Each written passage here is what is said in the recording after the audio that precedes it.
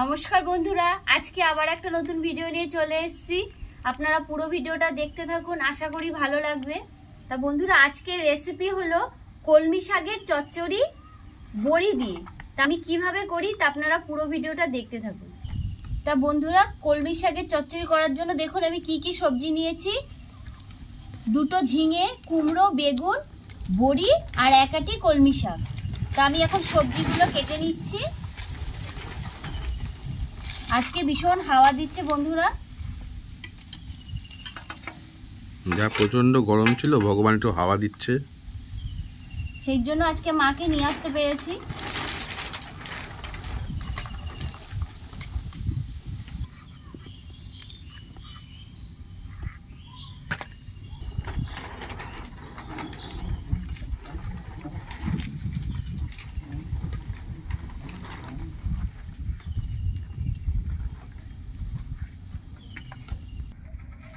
তো বন্ধুরা, এবার আমি কলমি শাকগুলো কেটে নিচ্ছি। দেখুন কলমি শাকগুলো একদম টাটকা।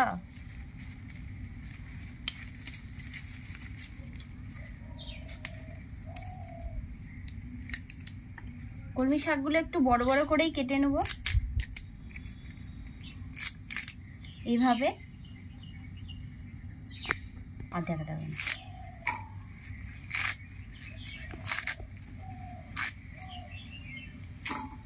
কড়াইয়ের তেল গরম হয়ে গেছে, বড়িগুলো ভেজে নিচ্ছি।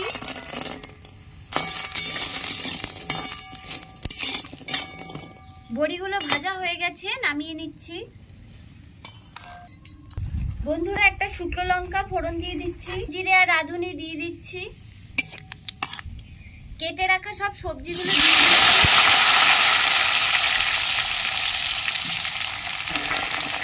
সবজিগুলো একটু ভেজে নেব। পুরের বন্ত পড়ছো। কাঁচা লঙ্কা দিয়ে দিচ্ছি, পরিমাণ মতো হলুদ, পরিমাণ মতো নুন, ধুয়ে রাখা কলমি শাক দিয়ে দিচ্ছি।